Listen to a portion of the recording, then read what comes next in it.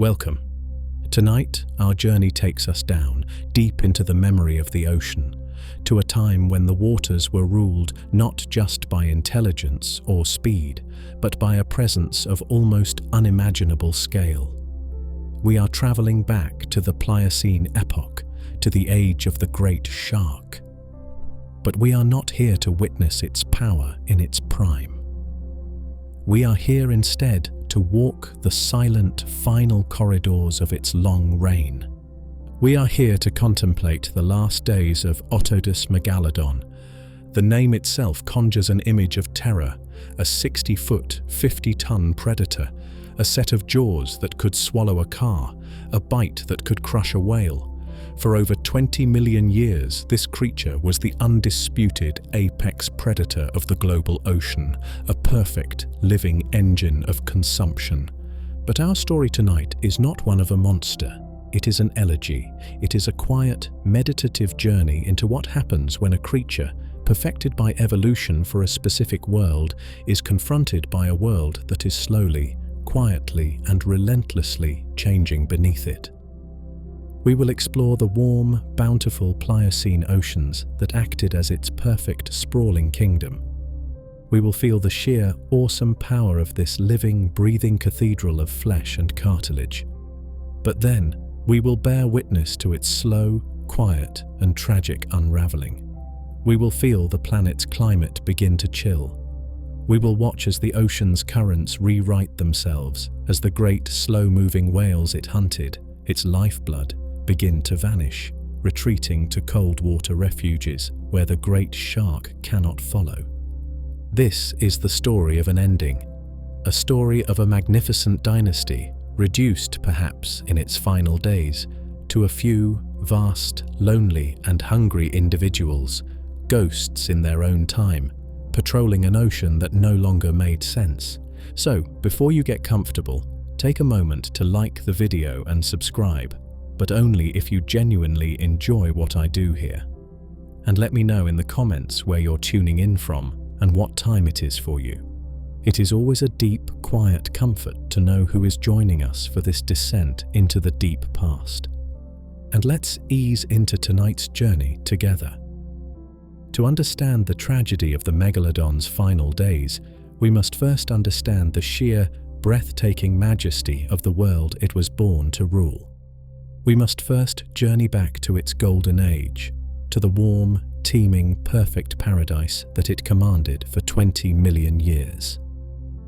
Our journey begins not in the cold, harsh Ice Age, but in the period that preceded it, the Pliocene epoch, stretching from roughly 5 to 2.6 million years ago. This was, for the most part, a planet in a state of stable, gentle warmth, a final, lingering echo of the great greenhouse ages, just before the world plunged into the deep, cyclical chill of the Pleistocene. Imagine the oceans of this time. The great ice caps at the poles were smaller, or perhaps, in the early Pliocene, almost non-existent. The world's water was not locked away as ice, it was in the sea. Global sea levels were significantly higher than they are today, perhaps by as much as 20 or 30 meters. This transformed the map of the world. The familiar coastlines of our time were submerged. Vast, shallow, sun-drenched epicontinental seas flooded the low-lying margins of the continents. Florida, for example, was almost entirely underwater, a warm, shallow, aquatic nursery. The coastlines of Europe, Africa, and the Americas were all different, softer, more waterlogged. The climate was balmy. The tropical belts were wider, the temperate zones milder. The water was warm. This was a world defined by vast, interconnected tropical and subtropical seas, a perfect, stable, warm water bath, ideal for large, cold-blooded, or perhaps partially warm-blooded marine predators. And crucially, the very currents of the globe were different. For much of this period, the Isthmus of Panama, the land bridge that today connects North and South America, was not yet fully closed. A deep, warm current of water could still flow, unimpeded, between the Atlantic and the Pacific Oceans, circulating the planet's heat in a gentle, global embrace. This was a world of profound biological abundance. The warm, shallow, nutrient-rich coastal seas acted as vast, sprawling nurseries for life. Plankton bloomed, great schools of fish thrived, and upon this foundation, a new dynasty of mammals was flourishing. The whales. The Pliocene oceans were not empty. They were teeming with a rich, and perhaps, for a predator, easy diversity of marine mammals. There were dolphins, porpoises, dugongs, and seals. But most importantly, there was the perfect prey, the cetopteres. These were the medium-sized, primitive baleen whales, ancestors of our modern giants, but typically smaller, perhaps 5 to 10 meters long, and, crucially, likely slower, less intelligent, and possessing the thick, calorie-dense layers of blubber that a giant predator would need. This was the kingdom of the Megalodon, a boundless, warm, shallow water world, a global buffet teeming with slow, fatty, high-energy prey. It was a world perfectly, almost intelligently, designed to support the evolution and the long, unchallenged reign of a single, colossal apex predator. The environment was stable, the food was abundant, the conditions were perfect. And this perfect, stable, bountiful kingdom, existing for millions of years, did what evolution always does. It produced a perfect, specialized, and utterly magnificent ruler to sit at its very top. This creature, Otodus Megalodon, was not just a large shark.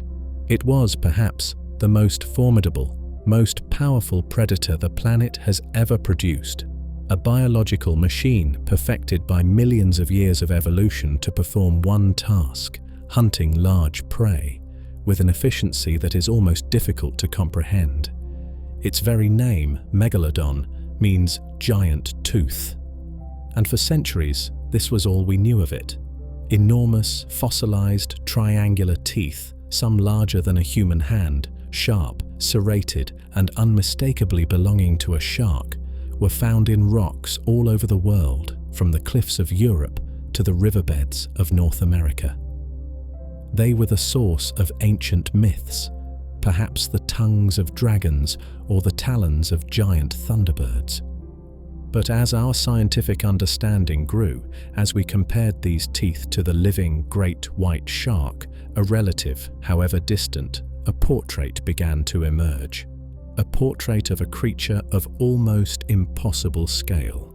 Let us try to build this animal in our minds. Forget the image of a simple, scaled-up great white. Megalodon was its own entity, perhaps, built on a different, more robust and far more massive plan. The size is the first thing that stops the mind. While averages are debated, the largest, most conservative estimates, based on the size of those giant teeth and the vertebrae that are sometimes found, point to a creature reaching lengths of 18, perhaps even 20 meters, 60 or even 65 feet. This is 3 times the size of the largest recorded great white shark. It is the length of a modern-day whale shark or a large sperm whale. It is the length of a bowling alley or a 6-story building laid on its side. And the weight was colossal. A creature of this length, built with the robust, muscular proportions of a great predator, might have weighed 50, 60, perhaps even 70 tons. An animal with the mass of 10 or 12 large elephants, moving, swimming, hunting in the water. Imagine, for a quiet moment, the sheer presence of such a being, the displacement of water as it moves, the immense hydrodynamic shadow it would cast, gliding silently over the shallow, sunlit Pliocene seabed. It was not just a shark, it was a living, breathing, locomotive cathedral of cartilage and muscle. Its form was likely the pinnacle of predatory streamlining. A broad, conical snout, perhaps blunter and wider than a great white's, housing the sensory organs that would guide it. Immense, dark, perhaps almost lifeless-looking eyes, adapted for seeing in the ocean's varying light. huge gill slits, processing vast amounts of water, extracting the oxygen needed to fuel its massive, perhaps partially warm-blooded, metabolism. Its pectoral fins, the wings that gave it lift and control, would have been immense, perhaps the size of small airplanes themselves. And its tail, the great crescent-shaped caudal fin, sweeping slowly, powerfully from side to side, would have been a massive, scythe-like engine, capable of generating bursts of terrifying speed. This was not a sluggish, slow-moving giant. This was an active, powerful, and likely surprisingly agile predator for its size. This perfect 50-ton machine, this apex of 20 million years of evolutionary refinement, was the undisputed master of its kingdom. It feared nothing. The warm, plentiful Pliocene oceans were its domain, and the great herds of slow-moving baleen whales were its sustenance. It was a creature in perfect balance with its world, a world that seemed designed to support its immense needs, a world that seemed stable, permanent, eternal. And this entire magnificent 60-foot, 50-ton engine, this perfect biological torpedo, was designed ultimately to be the delivery system for one single, devastating, and truly awesome weapon: its bite. The jaws of Otodus Megalodon were, without exaggeration, the most powerful and efficient killing apparatus ever developed in the history of life on our planet. They were the engine of its reign, the tool that allowed this 50-ton giant to thrive for 20 million years, and the source of the fossil evidence that haunts our imagination today. Let us try to comprehend this weapon. The fossilized teeth are the most common and most visceral clue. Imagine a single complete tooth. It is the size of a large adult hand, thick, robust, and shaped like a perfect triangular spearhead, and its edges are lined with fine, sharp, complex serrations, a perfect saw-like blade. These were not the simple, conical, grasping teeth of Spinosaurus or a crocodile, designed to pierce and hold.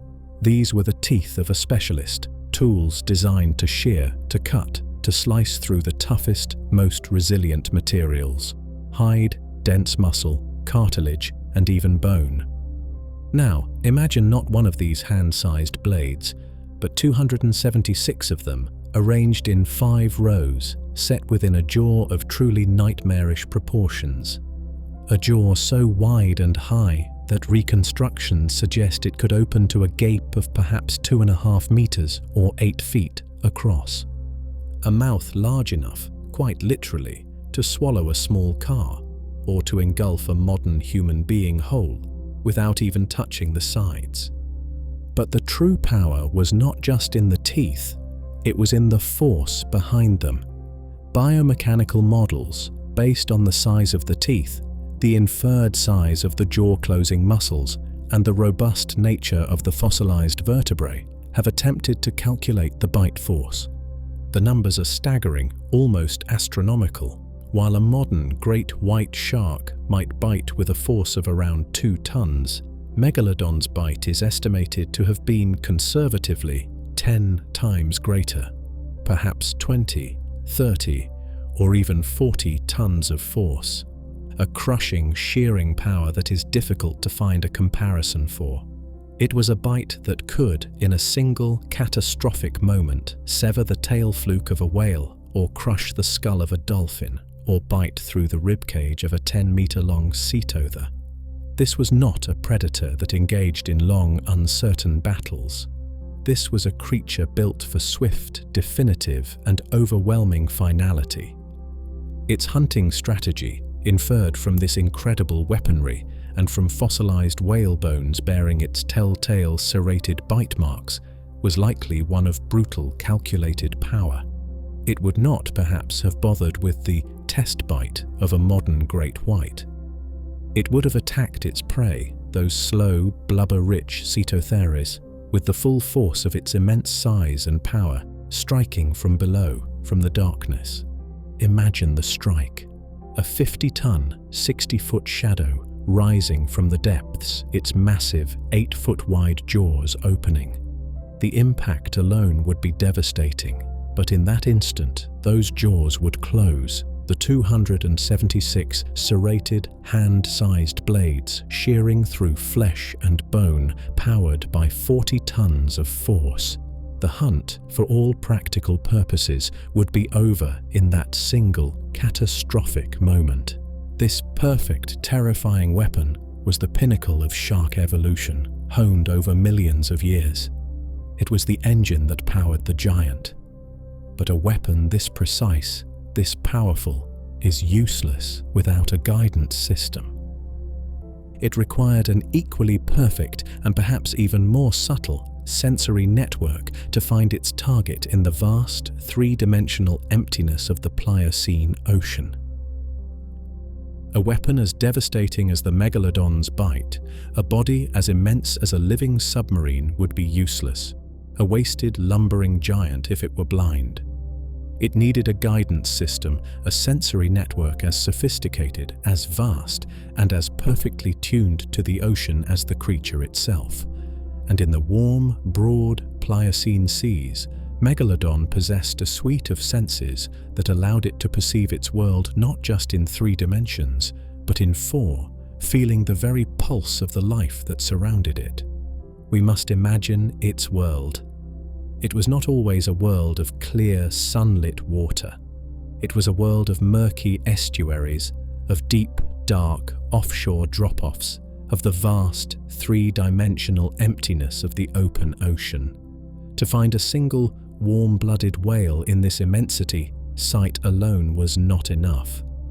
Like its modern shark relatives, Megalodon's primary weapon was likely not its eyes, but its electricity. Its broad, conical snout was almost certainly perforated by thousands of tiny, gel-filled pores, the legendary ampullae of Lorenzini. These were not just sensory pits. They were a biological multimeter, an array of living electrical sensors, so sensitive they could detect the faintest, most minute bioelectric fields generated by living creatures. Imagine the great shark gliding silently, effortlessly through the dark. It is not looking. It is listening to the electricity of life. A small fish, hidden, buried in the sand on the seabed below, is invisible. But the faint, millivolt electrical pulse of its own nervous system, the tiny flex of its muscle, is, to the Megalodon, a screaming beacon. A whale, wounded and bleeding, or even just breathing, a kilometer away, is a disturbance in the ocean's magnetic field, a pulse that the shark can feel, can taste on its skin. It was a sixth sense, a form of natural magic, allowing it to find hidden prey, or perhaps to navigate by the Earth's own magnetic field on its long-distance journeys. And running the length of its colossal body, from its head to its tail, was another invisible yet vital sense, the lateral line. A series of fluid-filled canals, just beneath the skin, open to the water through tiny pores. This system acted like a vast 60-foot antenna. It felt pressure. It detected the faintest low-frequency vibrations, the subtle movements of water, far beyond the range of sight or even smell. Imagine it again, in the dark. It feels not a sound but a pulse, a deep, slow, rhythmic disturbance in the water 100 meters away. It is the steady, powerful, almost silent beat of a whale's tail fluke, pushing water. The Megalodon does not need to see its prey to know exactly where it is, how fast it is moving, and how large it is. It can feel the prey's very presence, its heartbeat, written in the language of displaced water.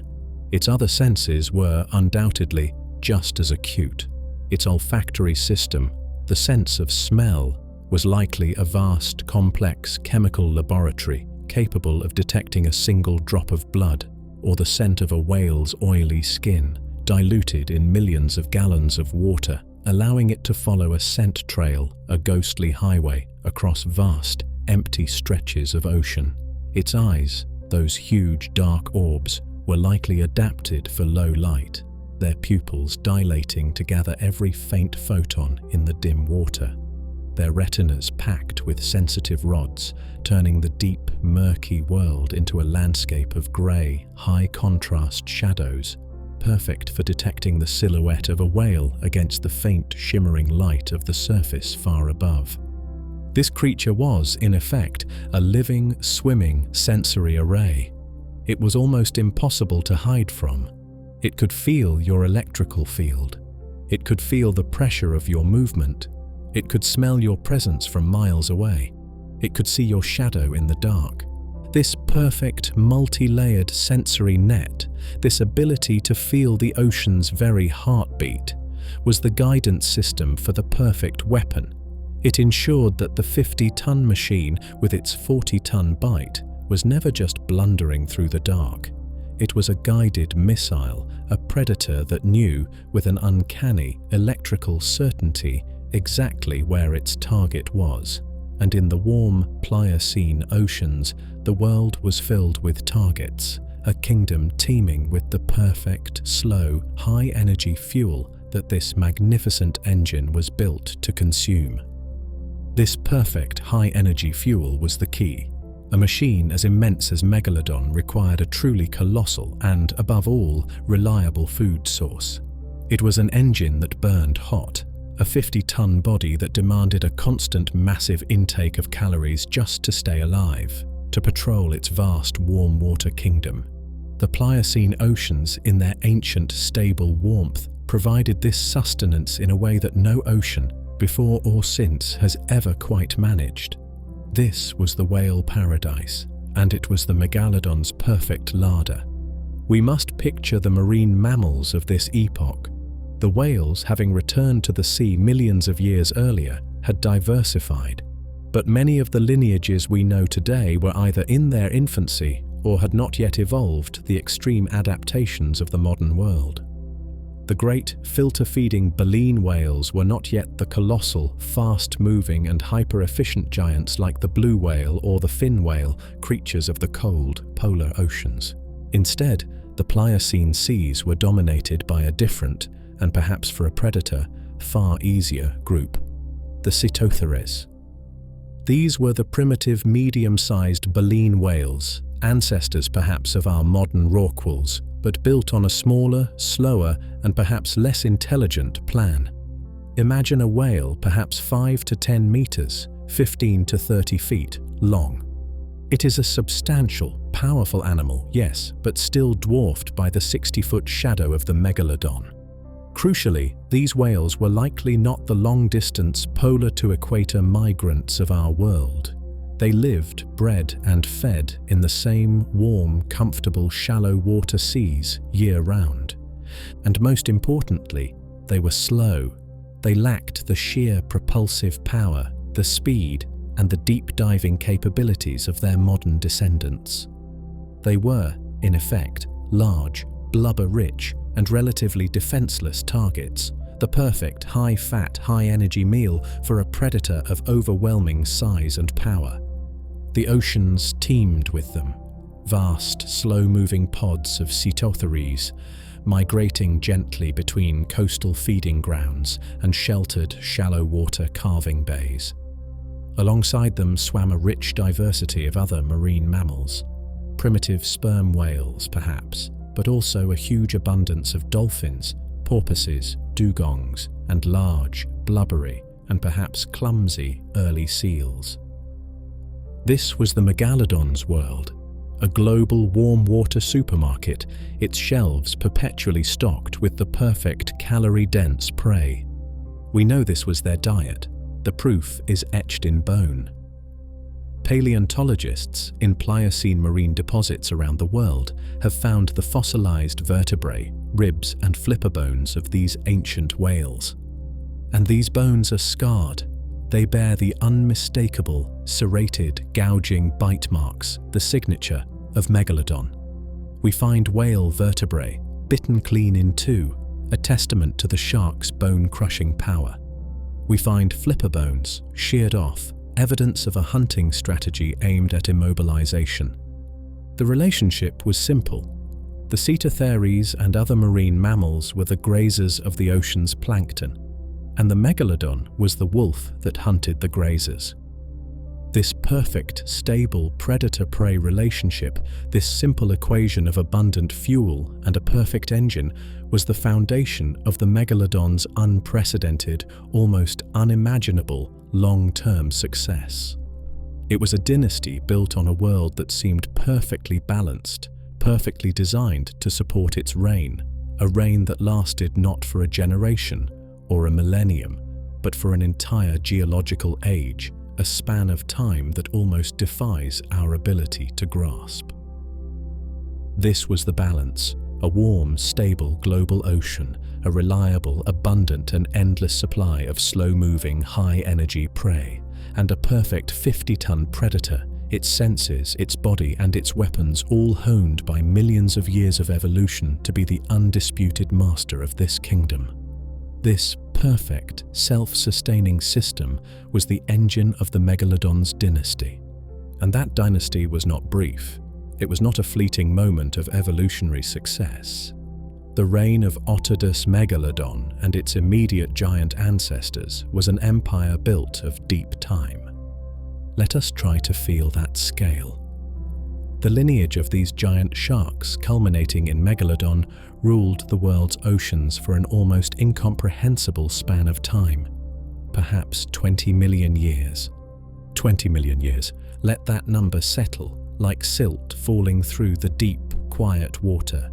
The entire full history of our own species, Homo sapiens, from our first tentative origins in Africa to this very moment, is perhaps 300,000 years. The entirety of recorded human civilization, the pyramids, the empires, the cities, the art, the gods, is a mere 5,000. Megalodon's reign was longer than the entire human story, multiplied by a factor of 4,000. It was a dynasty that saw the rise and fall of entire lineages of other animals, that witnessed the slow geological drift of continents, the gradual uplift of mountain ranges. It was a reign almost 4 times longer than the time that separates us from the last non-avian dinosaur. Imagine the sheer biological success this represents. Generation after generation, for 20 million years, this creature was the apex.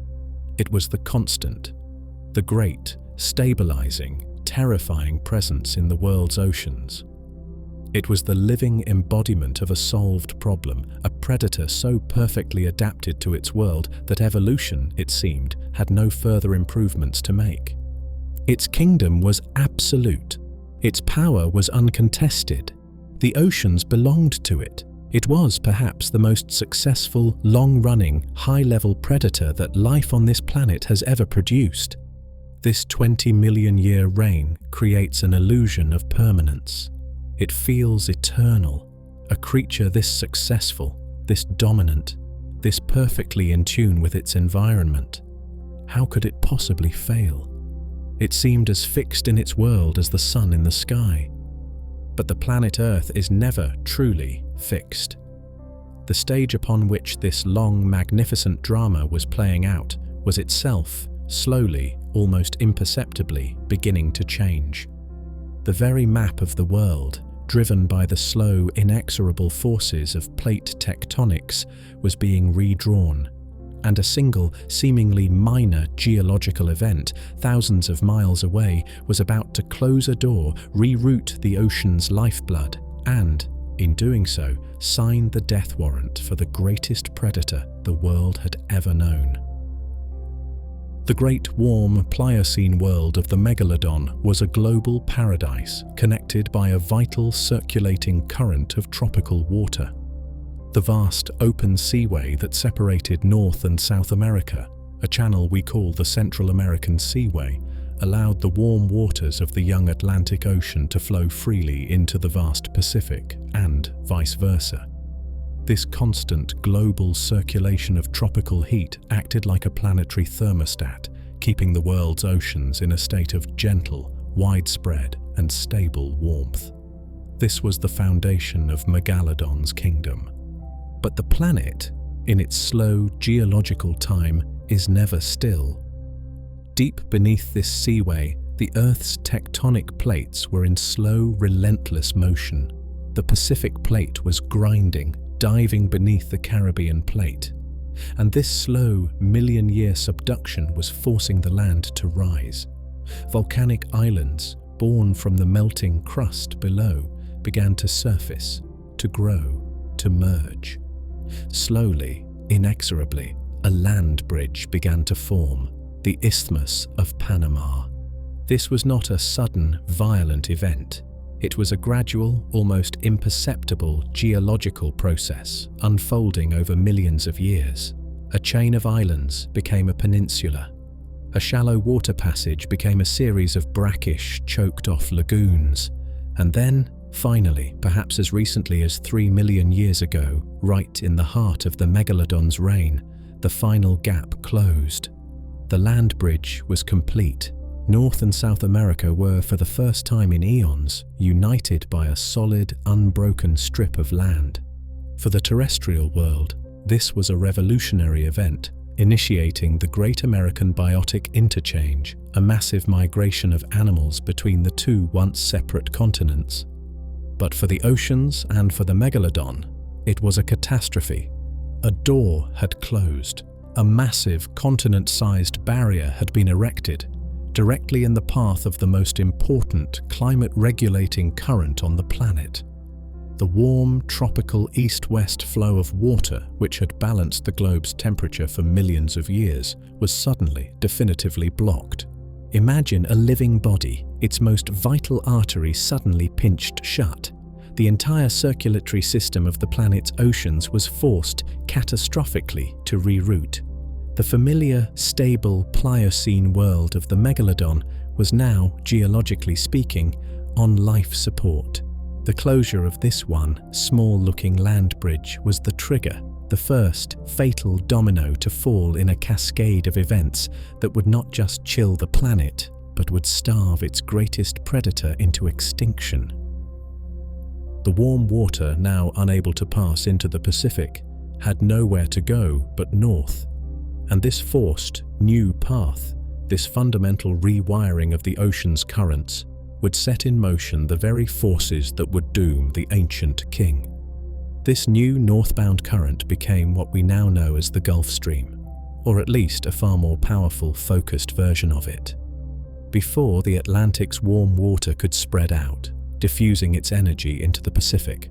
Now, trapped in the North Atlantic basin, it was forced into a tight, intense, and relentless river of heat, flowing directly towards the high latitudes, aimed like a fire hose at the cold, quiet, northern world. This seems at first like a paradox. A vast current of superheated tropical water flowing north. How could this possibly doom a warm water shark? How could this lead to an age of ice? The answer lies not in the heat of the water, but in its moisture. Imagine this powerful, new Gulf Stream, its surface warm and salty, arriving in the cold, subarctic regions. The warm water meets the cold air, and the result is a massive, continuous, and unprecedented release of water vapor into the atmosphere. Evaporation on a colossal scale. The cold, dry air of the north, which before had little moisture, was suddenly and permanently supersaturated. This vast atmospheric river of moisture, carried by the prevailing winds, moved north and east over the land masses of northern Canada, Greenland, and Scandinavia. And when this heavy, wet air met the cold continent, it precipitated. It fell as snow, not just a seasonal dusting, but immense, persistent, and unimaginable quantities of snow, season after season, year after year, millennium after millennium. The summers, though perhaps milder, were no longer warm or long enough to melt the sheer volume of snow that had fallen during the winter. The snow began to accumulate. It compacted under its own immense weight, transforming from powder to granular firn, and finally into vast, deep, kilometers-thick sheets of blue, glacial ice. The closure of the Isthmus of Panama, that small, tropical, geological event, was the trigger. It was the switch that turned on the great ice-making machine of the Northern Hemisphere. It was the act that, by rerouting the ocean's warmth, paradoxically fed the atmosphere with the moisture needed to build the great Laurentide and Fennoscandian ice sheets. The Pliocene, the long, stable, warm age of the Megalodon, was ending. This new planetary-scale refrigeration system was beginning to hum, to grow in power. The planet was entering a new, unstable, and altogether colder phase of its existence. The Great Pleistocene Ice Age was being born, and this new, emerging world of ice would be the world that the great shark could not survive. This new, emergent world of ice, born from the rerouted currents, was not a stable state. The Pliocene, with its long, gentle, reliable warmth, was over. The planet had entered a new phase of its existence, a period of profound climatic instability. The Pleistocene, the Great Ice Age. We must understand this was not a single, continuous winter. It was a new, erratic heartbeat. The planet's climate, now fundamentally destabilized by the new ocean currents and the growing polar ice, began to oscillate, lurching between long periods of extreme cold, the glacial periods, and shorter, warmer interludes, the interglacials. When the freezer was on, the ice sheets would grow, creeping south, locking away the world's water. When it was off, they would retreat, releasing it. This was a world of climatic chaos. This was not just a crisis on land, it was a crisis in the sea. With every glacial advance, vast quantities of the planet's water were drawn out of the oceans and piled kilometers deep onto the continents as ice. The sea level fell dramatically, perhaps by as much as 120 meters, turning the vast, shallow coastal seas that Megalodon used as hunting grounds and nurseries into dry, windswept plains. The very geography of the world was being rewritten, not over millions of years, but on the rapid, chaotic 10,000-year timescale of this new glacial heartbeat. And with this new ice-driven rhythm, the entire planet's temperature profile changed. The global average temperature plummeted. The oceans, which had been a stable, warm bath, began to chill from the poles radiating inwards. For the Megalodon, a creature perfected by 20 million years of stability, this new world was a profound, existential shock. Its kingdom was built on warmth. Its body, its metabolism, was tuned to that warmth. Its prey, the Cetotheres, were adapted to that warmth. And now, the rules had changed. The stable paradise was gone, replaced by a new, cold, and violently unpredictable world. But for Megalodon, the most immediate, most lethal consequence was not the drop in sea level or the new, strange pulse of the planet. It was the simple, inescapable, and fatal drop in temperature. The warm, life-giving waters that had defined its empire were, for the first time in its long, dominant reign, beginning to turn lethally cold. The great ice sheets of the Pleistocene, growing and pulsing in the high latitudes, were more than just a distant, terrestrial phenomenon. They were a planetary engine of cold, and their chill did not remain confined to the land. They began to export that cold relentlessly into the global ocean. Imagine the seas around the poles. The water in this new glacial age became intensely, permanently frigid. Vast, seasonal, and sometimes permanent ice shelves began to form, extending far out from the land. Cold, dense water, rich in salt from the ice formation process, began to sink, as we have seen, but this time on a far greater, more aggressive scale, flooding the deep ocean basins with a new, profound, abyssal chill. This was not a gentle shift. It was a fundamental re-engineering of the ocean's thermal structure. The warm, gentle Pliocene world, which had perhaps been warm from pole to pole, was gone. It was replaced by a new, modern, and far harsher reality, a world of gradients, a world of stark, defined thermal boundaries. The tropical belt, that vast, continuous warm water kingdom that had been Megalodon's unchallenged empire, began to shrink. Picture it not as a slow, uniform cooling, but as an invasion. Imagine the cold, life-starved polar waters, like two great blue-white deserts of ice, expanding, pushing inwards from both the north and the south. The temperate zones, once mild and inviting, became cold and seasonal. The subtropical zones, once stable, became the new, fluctuating temperate zones. The warm tropical water paradise, the only environment the Megalodon was adapted to, was being squeezed into an ever narrower band around the planet's equator. The empire was collapsing, its borders retreating generation by generation under the onslaught of the cold. For a creature like Megalodon, this was a catastrophe. Its sheer colossal size and its powerful metabolism, perhaps a form of partial warm-bloodedness, required an immense, constant, and stable energy supply, all in a warm water environment. It could not, we assume, tolerate the frigid polar waters. To swim into that new icy realm would be a metabolic death sentence, its body shedding heat faster than its giant furnace could possibly generate it. So, the great shark was trapped. Its world, which had once been a single, connected global ocean, was now becoming a fragmented archipelago of warmth. The shrinking tropical belt was perhaps no longer even continuous, but broken apart by new cold currents, creating isolated puddles of warm water. A megalodon in the fragmenting tropical Atlantic might now be permanently cut off from the populations in the tropical Pacific. The gene pool fragmented, the kingdom shattered. Imagine the experience for the great shark. It is a creature of immense migratory habit, perhaps, used to following its prey across vast, open, warm oceans. Now, on its ancient migratory routes, it encounters a new, invisible, and lethal barrier. A wall, not of rock, but of temperature. It swims north, following a familiar scent, but the water, which was once welcoming, now turns sharp, biting, and painfully cold. Its muscles stiffen, its metabolism falters, its very being recoils.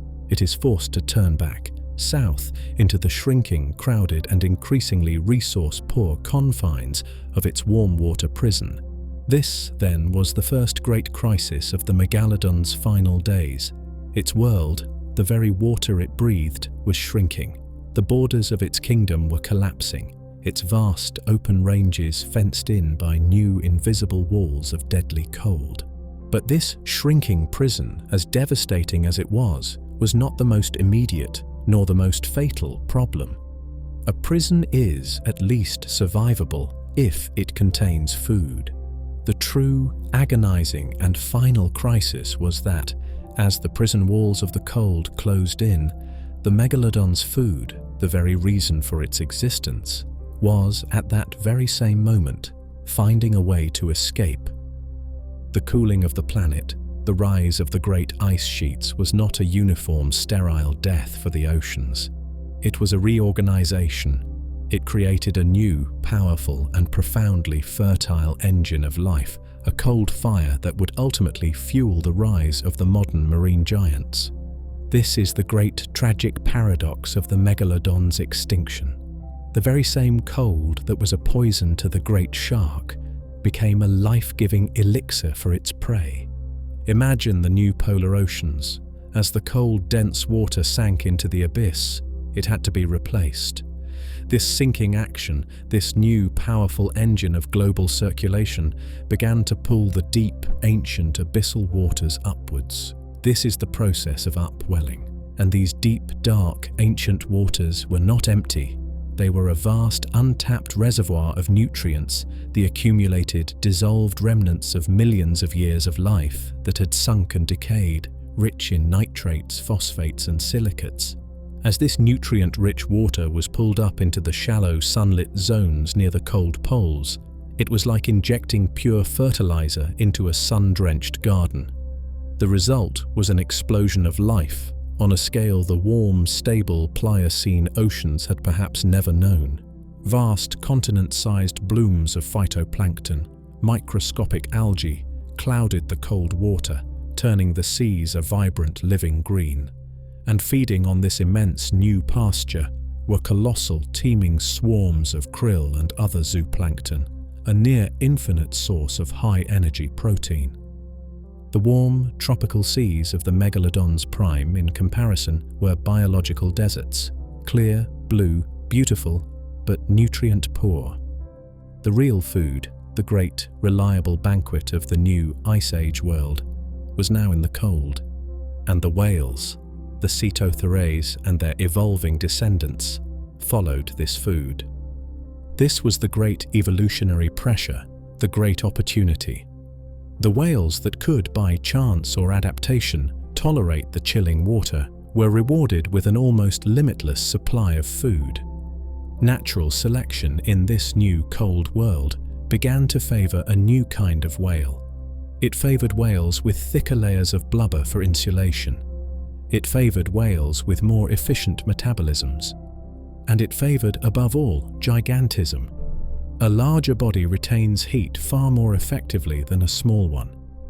The slow, medium-sized, warm-water whales of the Megalodon's larder began to evolve. They became the ancestors of our modern giants, the rorquals, the blue whales, the fin whales, the humpbacks. Creatures adapted not just to tolerate the cold, but to thrive in it. And this new polar banquet created a new behavior, long-distance migration. The whales developed the seasonal rhythm that defines them to this day. They would spend their summers in the high-latitude polar kitchens, feasting on the immense blooms of krill, building up their colossal stores of fat. And then, for breeding and calving, they would journey thousands of miles back to the only safe place to have their vulnerable young. The warm, calm, tropical waters, the very waters still patrolled by the last of the Megalodon. This was the final, cruel and fatal twist in the Megalodon's story. Its prey had not vanished entirely. It now returned, but only seasonally. And it returned as a new kind of creature, larger, faster, more intelligent, and perhaps adapted to swim in the open, deep oceans, far from the coastal zones the Megalodon once knew. The old, easy, year-round buffet was gone. It was replaced by a fleeting, seasonal, and far more challenging hunt. The king's larder was now, quite literally, moving thousands of miles away for half the year to a new frozen kingdom where the king itself could not go. The whales had found their refuge. They had adapted. They had, in a very real sense, escaped. But the Megalodon, the great predator, the master of the warm seas, could not follow. It was left behind, a sovereign bound by its own biology, trapped by the very same warm water that had once been the source of its undisputed 20-million-year success. This, then, was the giant's trap, a prison made not of bars but of temperature. The very same warm tropical seas that had been its cradle, its kingdom, and its pantry for 20 million years now became its cage. A creature of this colossal scale, this 50-ton mass of active, powerful muscle, was a biological furnace. Like its modern relative, the great white shark, Megalodon was almost certainly not purely cold-blooded in the simple reptilian sense. It possessed regional endothermy, the ability to keep its vital organs, its swimming muscles, its stomach, its brain, at a stable, warm temperature, significantly above that of the surrounding water, for 20 million years in a warm, stable, global ocean. This was its superpower. It was the secret to its dominance. It meant its muscles were always ready for a burst of terrifying speed. Its brain was always sharp, its senses acute. Its digestive system worked efficiently, processing the immense calories it consumed. It was a high-performance engine running at peak capacity, ruling a world that could support its immense energy demands. But this magnificent, specialized engine, perfected by evolution for a world of warmth and abundance, became its fatal, unchangeable flaw in a world that was suddenly, rapidly turning cold. Imagine this giant, warm-bodied predator attempting to follow the whale herds, its ancient migratory prey, into the new, frigid, polar waters. The laws of physics are absolute. The temperature difference between its warm 30°C core and the near-freezing 2-degree water of the new Arctic seas would be immense. The shark would begin to hemorrhage heat. Its massive body would become a colossal, inefficient radiator, shedding precious, life-sustaining energy into the cold void, faster than it could possibly consume it. To stay warm, its metabolism would have to rage, burning calories at an unsustainable, desperate rate. It would be starving and freezing at the same time. It was a metabolic impossibility. The polar regions, the new great kitchen of the world, were a wall of death for the Megalodon. So, it was forced to stay. It was bound by its own perfect but now outdated biology to the shrinking, narrowing tropical belt. Its world, which had once been a single, connected, globe-spanning ocean, was now a fragmented archipelago of warmth, separated by vast, new, impassable deserts of cold water. The shark was a prisoner of the tropics, and this prison, this warm, shrinking, familiar water, was becoming empty. The great, slow, blubber-rich cetotheres, its perfect prey, were gone. They had either evolved into the new, cold-adapted, migratory giants that now visited only as fleeting, challenging tourists, or they had been outcompeted and vanished. The larder was locked, and the key was in the one place the Megalodon could not go: the cold. The king was now a captive, pacing the warm, familiar corridors of its shrinking, empty kingdom. Starvation, for the first time in its dynasty's history, was becoming a real, daily pressure. And it was in this moment of profound, unprecedented vulnerability, trapped by the cold and starved of its primary prey, that the Megalodon, for the first time in its long, unchallenged reign, was forced to face something new. Something it had never contended with before. It was no longer the only large, intelligent predator in the sea. New, smaller, faster, and perhaps smarter rivals were rising, emerging from the evolutionary chaos to challenge the weakened, ancient king for the few remaining scraps of its crumbling empire.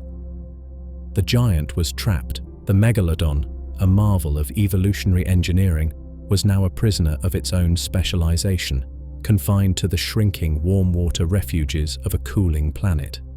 Its traditional easy prey, the slow, blubber-rich cetotheres, were gone, having migrated to the new, cold polar feeding grounds where the great shark could not follow.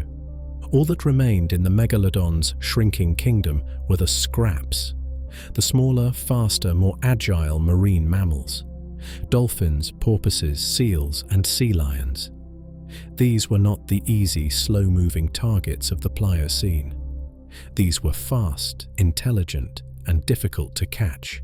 And the Megalodon, the 60-foot, 50-ton battleship, was not designed to hunt them. Its immense size, its very power, was now its greatest weakness.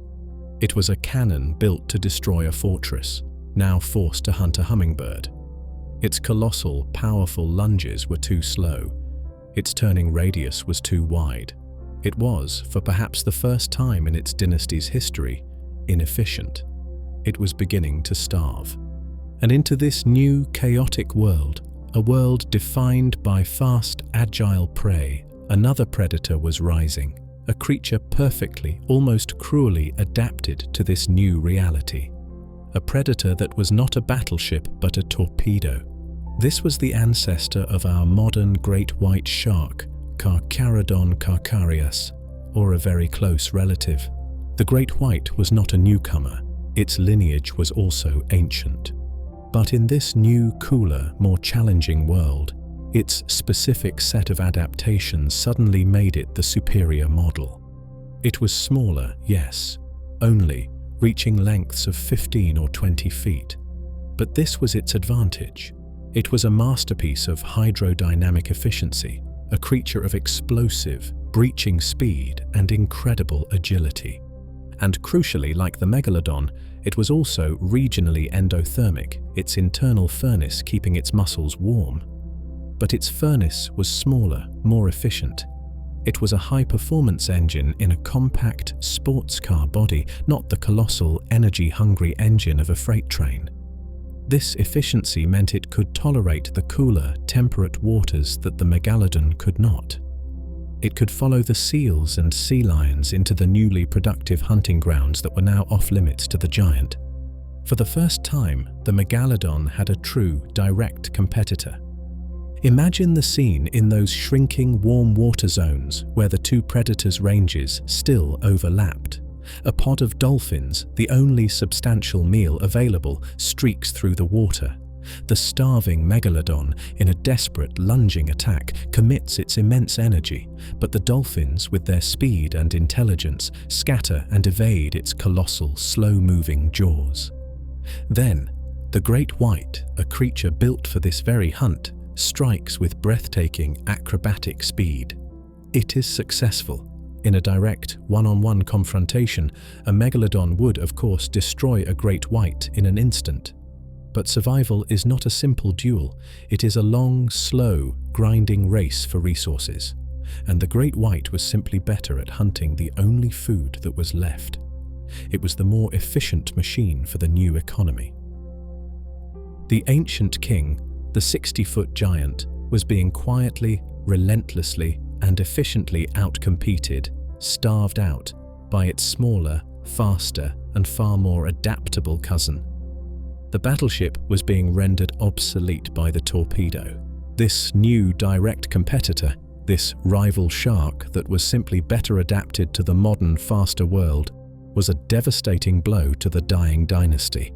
But it was not the only new threat. Another rival was also rising in these new, cold, productive seas.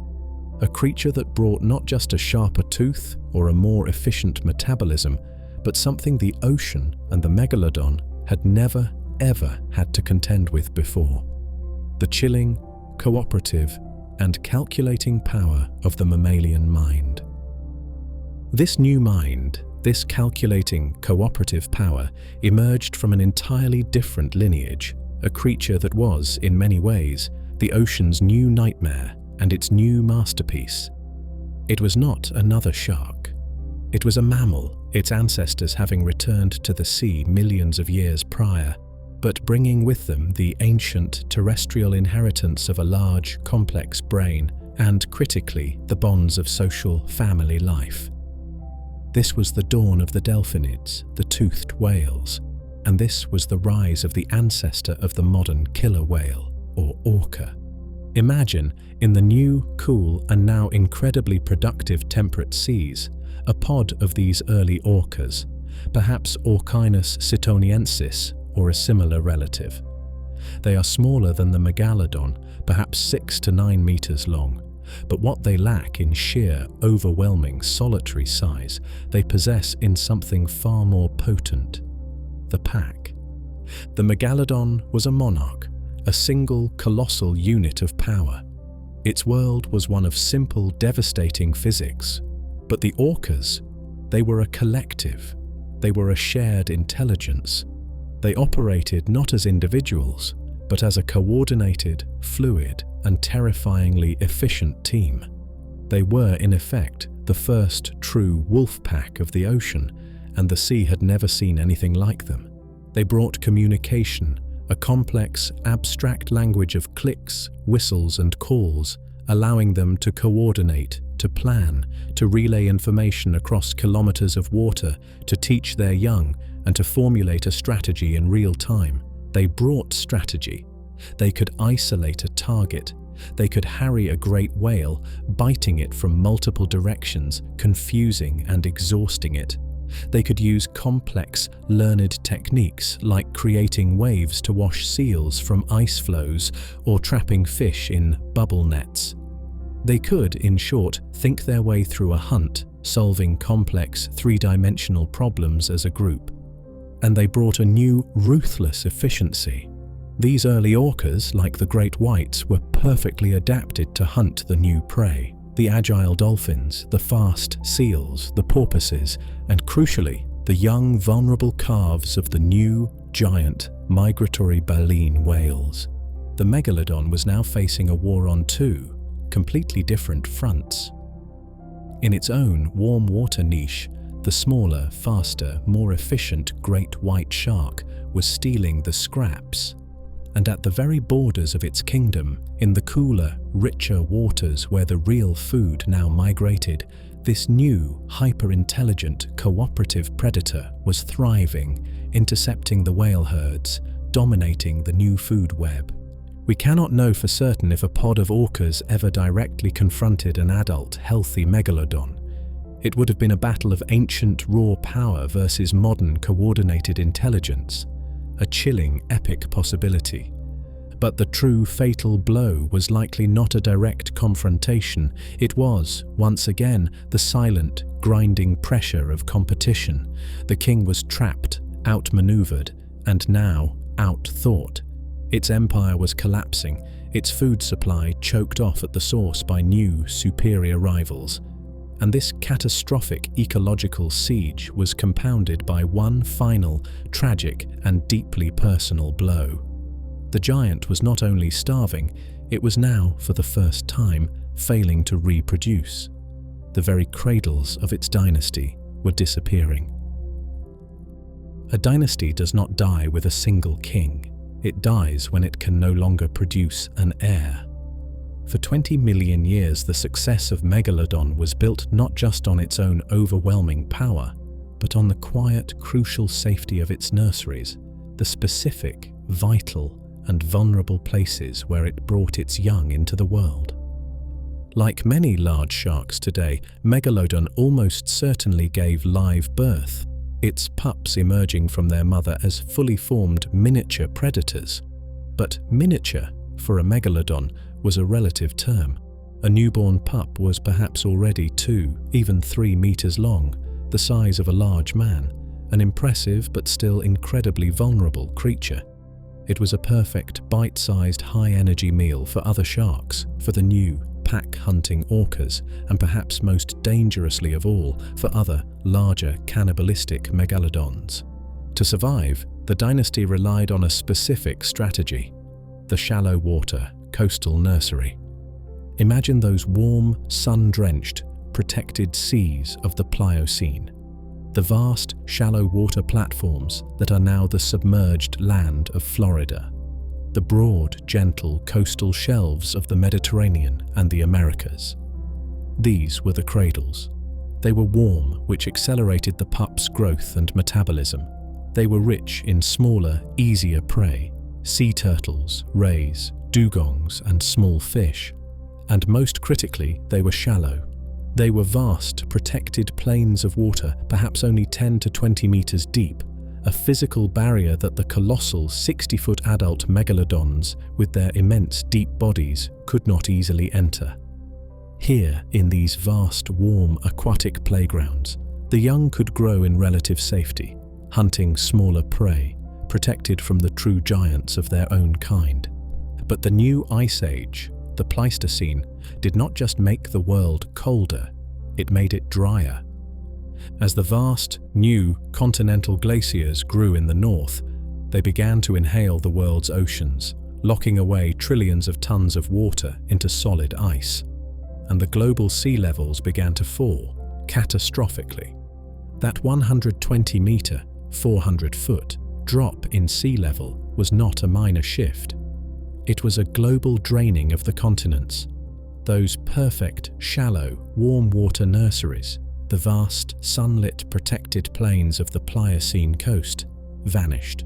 They became dry land, they became coastal forests, or wind-swept, grassy plains, or were simply erased. The new, harsh, exposed coastline now plunging steeply, directly into the deep, cold, and dangerous open ocean.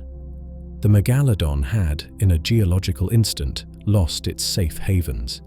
The very places its entire 20-million-year-old reproductive strategy was built upon were gone. Imagine a colossal, pregnant female, nearing the end of her term, driven by an ancient genetic imperative to find the shallow, safe waters of her own birth. She swims to the familiar coordinates, the place of her ancestors. But the water is not there. The nursery is gone. There is only dry land, or a cold, treacherous, wave-battered coast plunging into the abyss. She has nowhere safe to go. She is forced, perhaps, to give birth in the cold, deep, open ocean. And the pups, born into this new, hostile, unprotected world, are immediately exposed. Exposed to the new, agile great white sharks, exposed to the intelligent cooperative orcas, and exposed, perhaps most terribly, to the starving, desperate adult megalodons themselves, for whom a 2-meter pup was now, tragically, just another potential source of calories.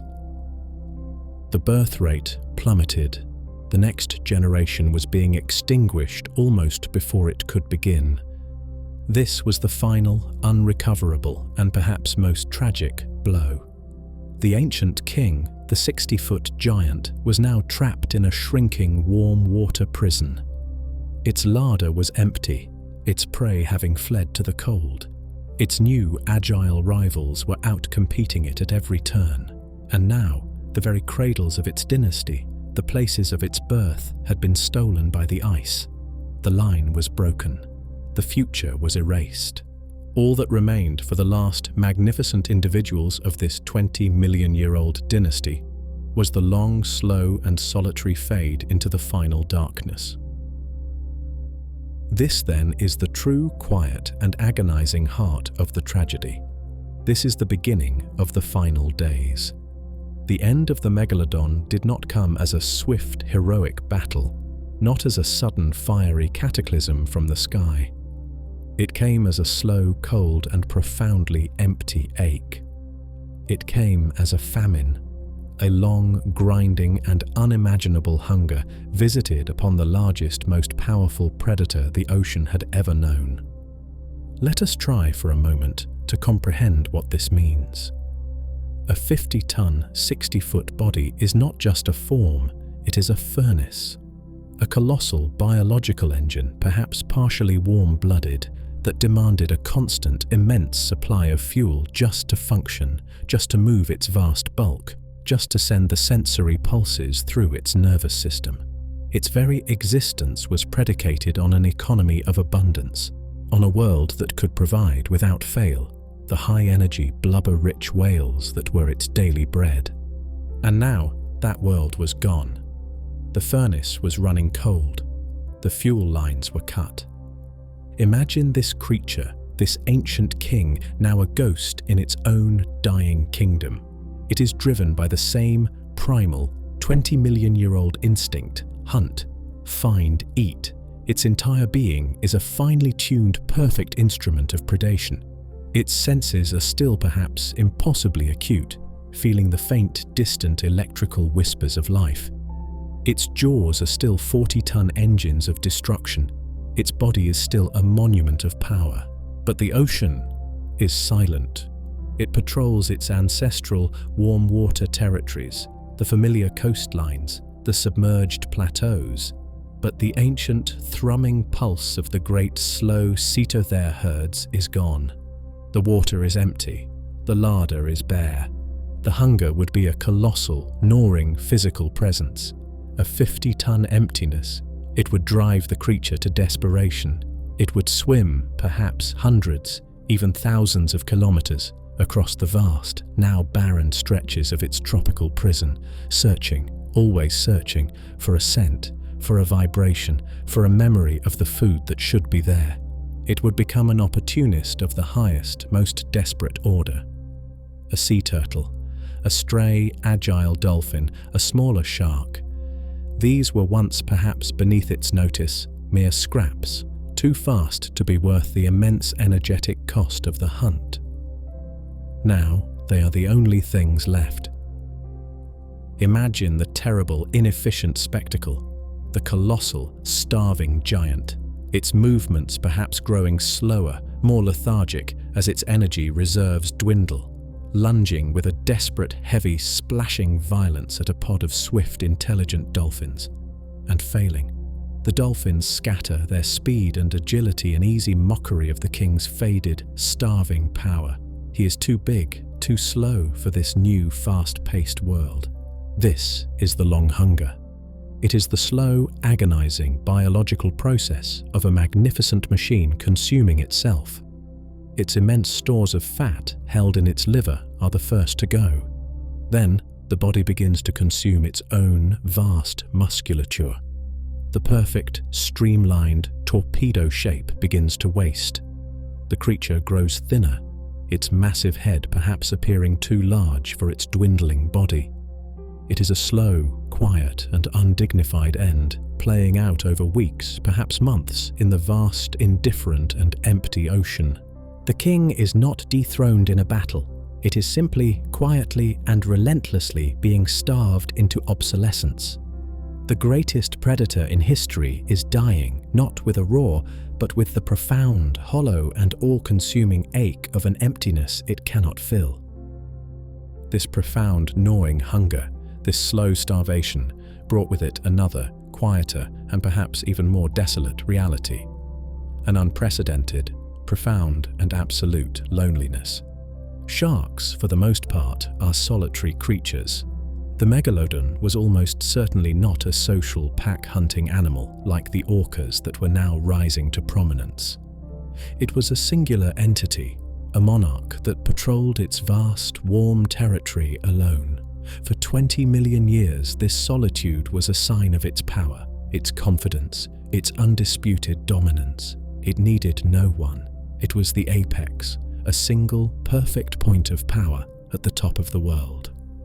But in the final days, in the shrinking, empty, cold-walled prison of the Pliocene, this solitude would have transformed. It was no longer the solitude of a king on his throne. It was the solitude of a ghost haunting the empty, echoing halls of a fallen, forgotten palace. Imagine this great, wasting giant gliding silently through the vast, empty blue. Its world, which had once been filled with the thrumming, constant bioelectric pulse of the great whale herds, was now quiet. The signals it searched for, the familiar heartbeats in the deep, were gone. The ancient, greasy scent trails of the Cytotherese, which once marked the ocean's highways, had faded, leaving only the cold, sterile smell of the new, empty water. It was, perhaps for the first time, truly alone.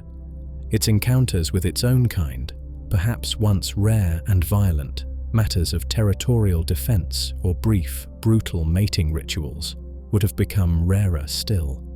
As the population dwindled, as starvation claimed the weak, the vast distances between the few remaining scattered survivors would have grown, stretching from hundreds of kilometers to thousands. The chances of two of these great fading giants ever crossing paths in the vast, shrinking warmth diminished to almost zero. The creature was now hunting for echoes. Driven by the deep, ancient, imprinted memory of its dynasty, it would follow the old, familiar routes. It would patrol the continental shelves, the submerged ridges, the ancient carving grounds, searching, always searching, for a world that was no longer there. It was a phantom, trapped in a memory, its perfect senses now delivering only the profound, agonizing, and constant message of absence. This was not just a physical starvation. It was a sensory one. A creature built to perceive a world teeming with colossal life was now forced to navigate a void, its magnificent sensory array registering only the faint, fast, and alien signals of the new creatures that had replaced its world: the agile dolphins, the quick, small sharks, the intelligent, terrifying, and communal orcas. The king was now a relic, an anachronism, a solitary 60-foot ghost gliding silently, hungrily, through a world that had forgotten him, a world that had moved on, leaving him behind in the last, warm, fading puddles of his collapsed empire. The species was now a scattered, dwindling collection of these lonely, fading individuals. And as the years and the centuries of this new cold age ground on, this scattered population would thin even further until, inevitably, that population was reduced from a handful to just one. This is, of course, a journey of the imagination. We cannot know with certainty the story of the last individual. But to truly feel the quiet, profound tragedy of this extinction, let us, for a moment, try to picture it. Imagine a single, colossal megalodon, the last one. Perhaps a female, ancient, immense. She is far larger even than the average for her long-lost species, a true matriarch from a forgotten age, her body a vast swimming map of scars. Scars from ancient, long-dead rivals. Scars from failed hunts on agile modern dolphins. Scars, perhaps, from the desperate, propellerless propellers of the new Ice Age whales she can no longer catch. She is old. Her movements are no longer the swift, confident, terrifying lunges of her youth. They are slow, ponderous, deliberate, economical. She is a creature living on the razor's edge of starvation, a colossal engine running on its last, faint fumes. Her 50-ton body, perfected by 20 million years of dominance, is now a prison of metabolic demand, a furnace that demands fuel the ocean no longer provides. Her world is the last shrinking puddle of ancestral warmth, perhaps a pocket of the tropical Atlantic or Pacific. A world she patrols with a slow, grinding and fruitless persistence. She is driven by the ghost of an instinct, the memory of a smell, the echo of a vibration that no longer exists in this new, cold world. She is the only thing of her kind left, the only thing of her scale. The ocean that was once her kingdom is now an alien landscape, a fast-paced, chilly world, populated by small, quick, intelligent things. The new great whites, the pods of orcas. They are a different kind of life, fast, communal and efficient. She, in her vast, solitary, ancient power, is a dinosaur in the age of mammals. An anachronism, a living fossil, her own dynasty's magnificent, fading tombstone. Imagine the profound, crushing sensory loneliness. Her magnificent ampullae, her sixth sense, is tuned to feel the deep, slow, powerful bioelectric thrum of a 10-meter cetothere. But the ocean now whispers only in the high-frequency, rapid, confusing static of dolphins and small sharks. It is a language she cannot or will not hunt. The long hunger which we have contemplated is now her permanent state. It is a cold, hollow ache that has replaced the fire in her belly. Her great, dark eyes, adapted for the deep, see a world that has become a barren, blue desert. In her, in this one final swimming creature, the entire 20-million-year dynasty of Otodus Megalodon is concentrated. The genetic line, the library of instinct, the learned maps of ancient oceans, all of it now resides in this single, fading, biological vessel. When her colossal, slow-beating heart finally stops, an entire world, an entire age will vanish with it, as if it had never been. But she is not gone just yet. She is still a predator. She is still driven by that one primal imperative. And perhaps one day, as she patrols the edge of her warm water cage, she feels something. A faint, deep, powerful vibration carried on the cold current from the north. Or a rich, oily, familiar scent, the ghost of her true prey. It is a call from the world that was, a promise of food. And it is coming from the one place she cannot go. The place she must go. The deadly, invisible, and forbidden frontier of the cold. This ancient, familiar, and now irresistible signal from the cold water is the final tragic whisper of the world that was. It is the scent of the great whales, the deep, powerful pulse of their movements, carried south on the new cold currents. It is the smell of the larder, the promise of sustenance, the one thing the starving 60-foot king is built to find. And so the great fading solitary creature responds. Driven by an instinct honed over 20 million years, an imperative deeper than memory, she turns. She faces the invisible, shimmering and lethal barrier that separates her warm, empty prison from the new, cold, bountiful ocean. Imagine the internal metabolic war. Her entire nervous system, her ancient biology, screams at her to hunt. But as she approaches the boundary, her skin, covered in those incredibly sensitive pressure and electrical sensors, screams a different warning. It feels the sharp, biting chemical sting of the cold. It is a temperature that, to her warm-bodied physiology, feels like acid, like fire. For a moment, perhaps, she hesitates, caught between two profound, conflicting realities: the reality of her desperate, gnawing internal hunger, and the reality of the external, lethal cold. The hunger wins. With a powerful, perhaps slower, heavier beat of her immense tail, she pushes forward. She crosses the line. The shock is instantaneous and catastrophic. It is not a gentle chill. It is a physical blow. The frigid, polar water-infused current, perhaps 10 or 15 degrees Celsius colder than her lifelong home, envelops her massive body. The effect on her warm, high-energy metabolism is like dousing a furnace with ice water. Her body, a machine designed to retain heat in a warm world, now becomes a colossal, inefficient radiator, hemorrhaging precious warmth into the void at a rate it cannot possibly comprehend or counteract. Her muscles, those massive engines of propulsion, begin to stiffen, to seize, the chemical reactions that power them failing in the numbing cold. Her heart, a pump the size of a small car, strains, struggling to move the chilling, thickening blood. She is, in an instant, dying. She is a tropical creature, a hothouse engine, suddenly plunged into a river of ice. She may swim, perhaps for a kilometer, perhaps for 10, a slow, agonizing, shuddering movement, her body fighting against itself. The scent of the whales may even grow stronger, but she will never reach them. They are hundreds, perhaps thousands of kilometers further, deep in the polar kitchen, a realm she can never ever touch. The realization, if such a creature can have it, is a simple, physical one.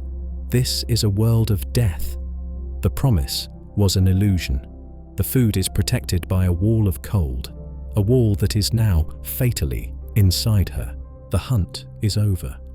Her great dynasty, her 20-million-year reign, ends not in a climactic battle with a rival, but here, alone, in a patch of dark, empty, cold water, in a silent, agonizing, and metabolic surrender. She has spent the very last of her immense energy reserves on this one final, futile journey. The great, indomitable will to hunt finally breaks, replaced by a profound, cold, and overwhelming weariness. She stops swimming. She has no strength left to fight, no strength left to even turn back to the warm, empty home she has now left forever. The last, immense, internal fire that powered the King of the Seas is, at last, going out. The great engine, the most powerful biological furnace the oceans had ever produced, is finally failing. The cold, which began as an external shocking sting, has now penetrated deep into the core of the 50-ton machine. The heart, that colossal, powerful muscle, which for decades had pumped warm, oxygenated blood with the steady, reliable rhythm of a slow drum, now falters. The beat slows, becomes labored, arrhythmic, struggling to push the chilling, thickening fluid through kilometers of arteries and veins. The brain, starved of warmth, of oxygen, of fuel, begins to shut down. The world, which for a lifetime had been a rich, electric, three-dimensional tapestry of sound, scent, and vibration, now fades. The ampullae of Lorenzini, those exquisite electrical sensors, go quiet. The lateral line, feeling the pressure of the ocean, goes numb. The great dark eyes, still open to the blackness, no longer see. The last faint, flickering embers of consciousness, of the ancient primal instinct to hunt, are extinguished. This is the end of the dynasty. Not a roar, not a battle, but a slow, cold, and profoundly silent physiological surrender. The last Megalodon is dying. And now, a final, inescapable law of physics takes over. The one law the creature had fought against, with constant, powerful motion for its entire 60-foot life. The law of gravity. A shark, unlike a bony fish, has no swim bladder, no internal balloon to maintain neutral buoyancy. Its lift comes from two things: the immense, oily, buoyant fat reserves in its liver, and the constant, hydrodynamic flight of its body and pectoral fins, propelled forward by its tail. But now the engine has stopped. The tail is still. The great wing-like pectoral fins, which once held it aloft in the water, are now just dead weight. And the liver, that vast internal store of buoyant fat, has been consumed by the long, agonizing final hunger. The great 60-foot, 50-ton body, for the first time in its existence, is no longer weightless. It is no longer a swimmer, a glider, a king. It is a stone. It is a mountain of flesh and cartilage, heavier than the water that surrounds it. And so, it begins the final journey. The final journey of the last king is a long, slow, and utterly silent descent into the abyss. There is no sound, no final roar, no thrashing, just the immense 50-ton mass, now inert, beginning its slow, ponderous final pilgrimage to the bottom of the sea. It leaves the cold upper waters, the realm of its failed hunt, and begins to sink, down, down, past the sunlit shallows it once knew, past the twilight zone where the light fades. It sinks, perhaps in a slow, graceful, spiraling motion, its great, useless pectoral fins acting like the wings of a falling sycamore seed, guiding its immense bulk downwards. It sinks for hours, perhaps for a full day. It falls through miles of cold, black, empty water. It is a mountain, descending in total, crushing silence. Finally, after this long, final fall, it comes to rest. There is a soft, deep, and almost imperceptible impact, a cloud of ancient, undisturbed silt rising as the colossal body of the last Megalodon touches the abyssal plain. It has come home. It lies now on its side in the eternal, near-freezing, pitch-black darkness 4 kilometers down. A place perhaps not so different in temperature from the cold water that killed it, but a place of profound, final stillness. Here, in the abyss, the story ends. The last immense biological machine has stopped. The dynasty is extinct, and here a new, slow, and ancient process begins. The process of recycling. The small, strange, and patient creatures of the deep, the hagfish, the sleeper sharks, the crabs, the isopods, the bone-devouring worms, sense this impossible, colossal gift from the world above. They begin to gather, drawn by the faint chemical scent, and start their slow, meticulous work of dismantling the giant, returning its complex chemistry to the ocean. But the hardest, most resilient parts of the creature, the parts that defined its reign, are left behind. The parts that even the deep-sea scavengers cannot fully consume. The teeth. 276 hand-sized, serrated, enamel-coated blades, the most perfect weapons the ocean ever produced. They scatter, falling from the dissolving jaw, settling into the soft, silent mud of the abyssal floor. And the slow, patient marine snow, the gentle rain of sediment, begins its work. Particle by particle, millennium by millennium, it covers the bones, it covers the giant vertebrae, and it covers the teeth, burying the last king in a silent, unmarked, and eternal grave. This is the end. A quiet, cold, and lonely descent into the dark. a final, unceremonial burial by the ocean itself. The 20-million-year reign is over, its passing marked only by the soft settling of silt on the floor of the abyss. The dynasty is extinct. The last lonely giant has made its silent descent, its body returned to the quiet chemical cycles of the abyss, its memory buried beneath millennia of slow, patient silt. The reign of Megalodon is over, a 20-million-year epic, finished, silent, and invisible, lost to the deep, dark, unmappable ocean. It would be, perhaps, a perfect disappearance, a story with no proof, a myth, a ghost story whispered among paleontologists, were it not for one single, astonishing, and almost indestructible fact: the teeth. The ocean, in its slow, grinding chemical patience, reclaims all things. It dissolves bone, it scatters cartilage. But the teeth of a shark, and especially the teeth of Megalodon, are different. They are not bone. They are coated in a hypermineralized, dense, and almost indestructible substance, a form of enameloid. They are, in essence, geological artifacts. They are stones crafted by life, perfectly designed to outlast the creature that bore them. And Megalodon shed them, not just in death, but in life. Like all sharks, its 276 teeth were not permanent fixtures, not rooted in the jawbone like our own. They were a conveyor belt of replaceable weapons.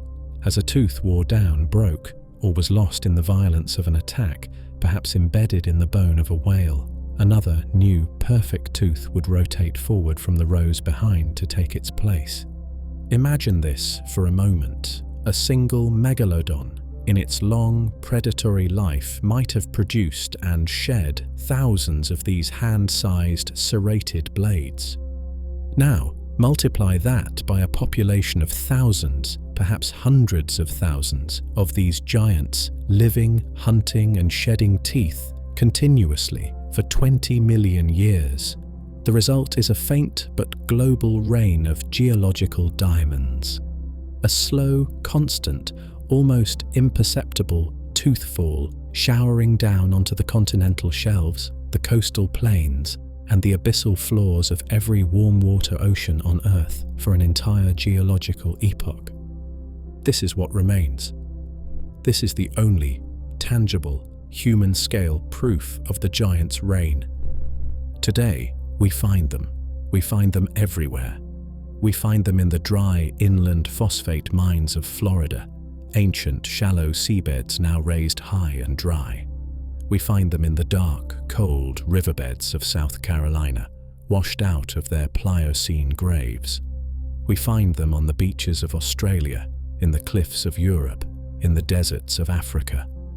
Divers, sifting the black, silty bottoms of coastal rivers, find them by the dozen, resting in the darkness, perfect and untouched.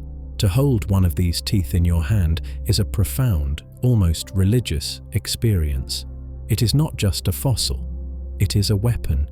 It is cold, heavy, and serrated, its edges still, after 3 million years, impossibly sharp. It is a piece of the machine.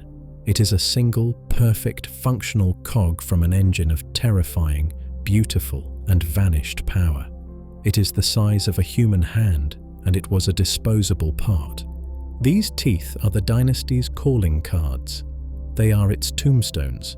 They are the scattered, armored tears of a lost, colossal predator. But they also whisper a different, quieter, and perhaps more unsettling question. They are the only part of the creature that easily survives.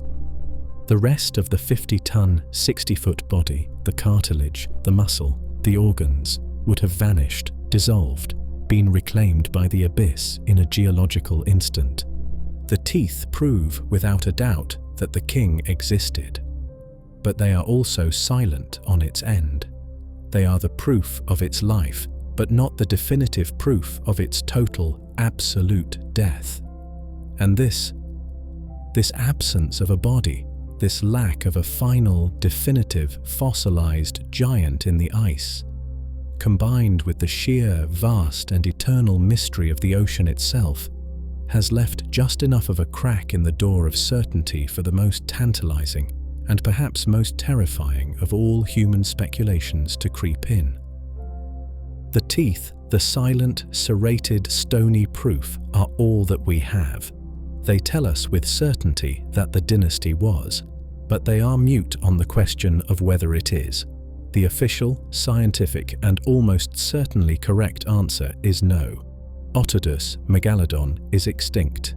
It vanished from the fossil record over 3 million years ago, a victim of a cooling world, a starving larder, and a changing of the guard. And yet the human mind, in its love for mystery, in its primal fear and fascination with the deep, holds on to a different, more terrifying and more romantic possibility. This possibility is anchored not just in fantasy, but in a single, undeniable and profound truth. We live on a planet we barely know. We return to that fact. 95%. We have explored in any meaningful way perhaps 5% of our planet's oceans. The remaining 95%, the vast, three-dimensional, dark and crushing volume of our world, remains less known to us than the surface of Mars. This is the void. This is the darkness where the ghost of the Megalodon lives. The speculation is not just idle fancy. It attempts to build a quiet, logical case. We argue that the Megalodon vanished because its warm water world disappeared. But what if it adapted? What if a small remnant population, in the face of the encroaching cold, did the one thing it seemed impossible for them to do? What if they went down? Imagine the deep, dark, abyssal realms, 4, 5, 6 kilometers beneath the surface. Here, the water is cold, yes, near freezing, but it is also stable. It is an environment that does not change. It holds its own unique, ancient ecosystem. What if a population of Megalodon, over 3 million years, slowly adapted to this new, cold, high-pressure world, its metabolism slowing, its body perhaps changing, becoming a new, deep-water, abyssal giant? It would be a world of different prey. The giant, slow-moving sleeper sharks and the colossal, elusive giant squid would be its sustenance. Creatures whose own full size remains a mystery, known only from beaks found in the stomachs of sperm whales, hinting at battles between giants in a darkness we can never see. A 60-foot shark, adapted to the deep, would be the undisputed king of this cold, black, lightless kingdom. And it would be a kingdom of perfect, impenetrable secrecy. A creature living its life at 3,000 meters down in the open, unmapped ocean would never be seen by us. It would never interact with our world. It would never surface.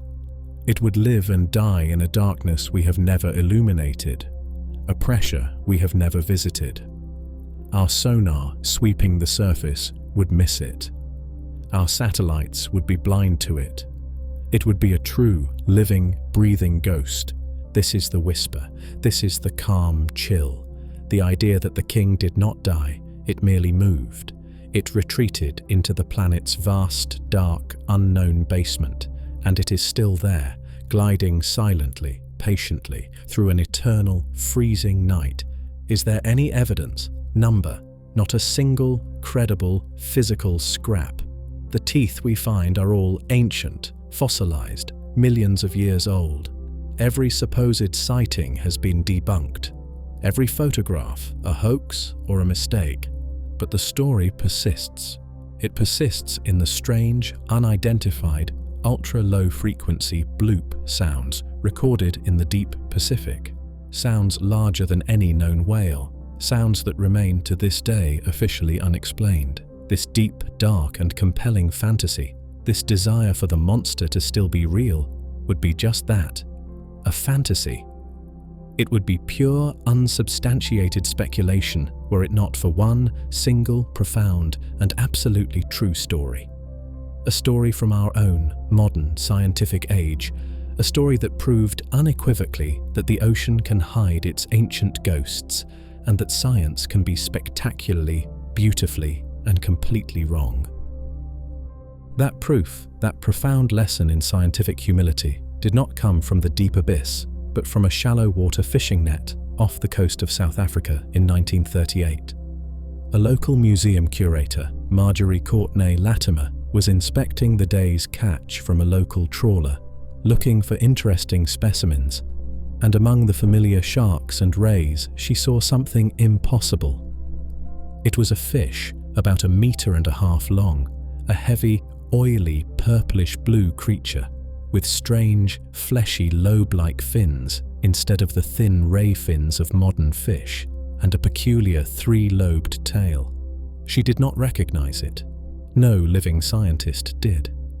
She sent a sketch to a colleague, J.L.B. Smith, who, upon seeing it, felt a shock of recognition that must have shaken his entire world-view. He was not looking at a new species.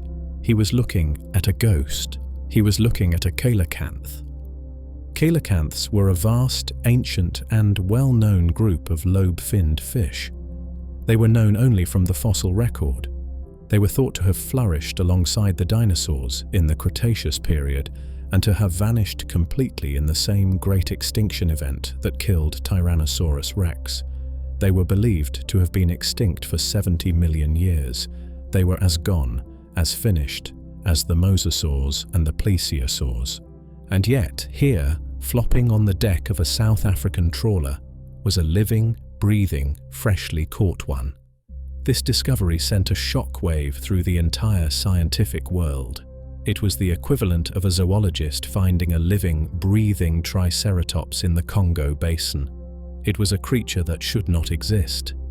It had survived, hidden, not by retreating to the inaccessible, crushing depths of the Mariana Trench, but simply by existing quietly in the steep, rocky, deep water slopes off the coast of Africa and later Indonesia, in places where modern science had simply not yet looked. The coelacanth is the living, breathing, swimming proof that the ocean can hide its ancient secrets and that the fossil record is not a perfect, complete book. It is an archive with missing pages and sometimes entire missing volumes. The coelacanth's survival is the ultimate what-if made real. And so this living fossil becomes the silent, powerful, and deeply unsettling anchor for the Megalodon fantasy. The logic is simple and almost undeniable in its quiet power. If the ocean could hide a coelacanth, a creature we knew existed for 70 million years, why couldn't it hide a Megalodon, a creature that vanished only 3 million years ago?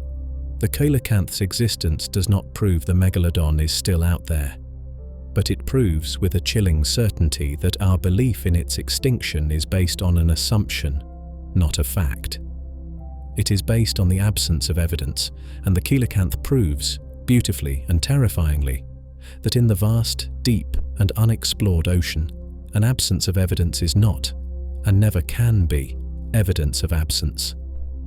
This quiet, ancient, lobe-finned fish is the small, living ghost that gives the great, terrifying phantom of the Megalodon its power, its possibility, and its enduring, uncanny chill. It proves that the shallow, explored regions can hide a secret for 70 million years. This fact only deepens the central, chilling question: what, then, could be hiding in the places that are not shallow, not explored, and not known? What could be hiding in the deepest, most inaccessible, and most mysterious voids on the face of the planet? These voids are the deepest, most absolute, and most alien places on our world. They are the Hadal trenches, the subduction zones, the places where the ocean floor itself collapses into the planet's mantle, creating scars of almost unimaginable depth. We journey, in our minds, to the Challenger Deep, in the Mariana Trench, nearly 11,000 meters, 7 miles, straight down. This is a realm that defies our understanding of environment. It is not just dark, it is a darkness under a pressure so profound it alters the very physics of chemistry and life. The weight of the water above is over 1,000 times that of the surface, a force of 8 tons pressing down on every single square inch. It is a pressure that would turn our bones to dust, a place more hostile, more inaccessible, and less understood than the vacuum of space. This is the ultimate, final, and perfect hiding place. We have explored this realm only fleetingly. More human beings have stood on the surface of the moon than have visited this, the deepest point of our own planet. Our knowledge comes from a handful of brief, crushingly expensive descents, robotic probes and landers, casting faint pools of light on a landscape that spans thousands of square kilometers. We have, in effect, explored a few tiny, isolated clearings in a forest that covers a continent. And what have we found in these brief flashes of light? Life. Strange, ghostly, and incredibly resilient life.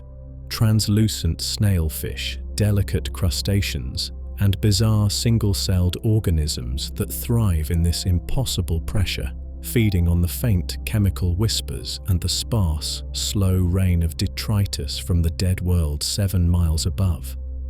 Life finds a way, even here. But what haven't we found? What could use such an environment, not just for survival, but as a refuge? This is where the speculation, anchored by the coelacanth's proof, takes its final, chilling form.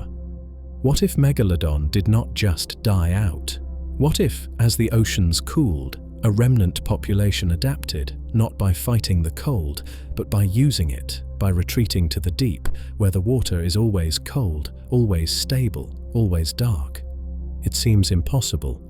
Could a creature adapted to warm, shallow seas survive in a place of near-freezing 8-ton pressure?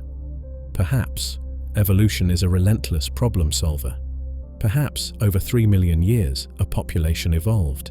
Its metabolism slowed dramatically.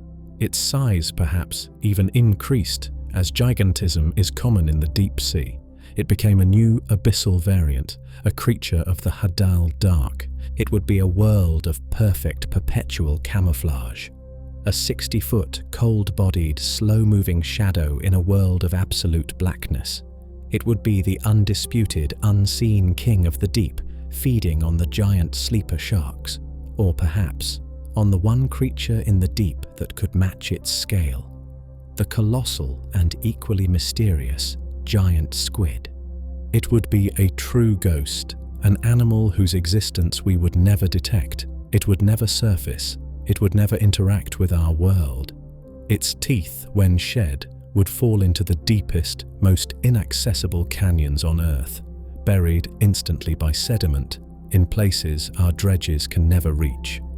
Our sonar, our satellites, our entire network of surface observation would be utterly, profoundly blind to it.